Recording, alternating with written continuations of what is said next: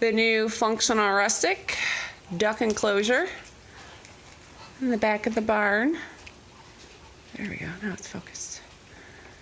Got some 6mm plastic enclosing the entire back of the barn. So now my feather babies can fly around inside in the winter months when it's too cold to let them out. Still got a lot of work to do, but down here is how I keep them from escaping. They may be big ducks, but they could squeeze under the door. It's an old hamster cage that we trash picked.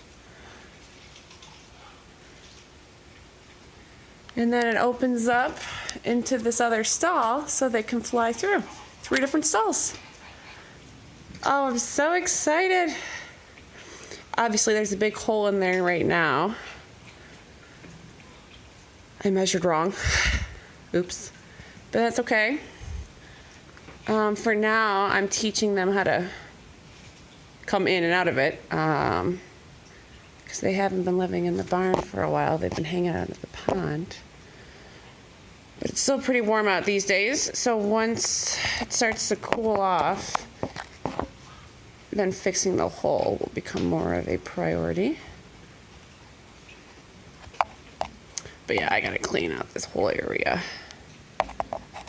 I need to figure out how I'm gonna keep the water from freezing this winter.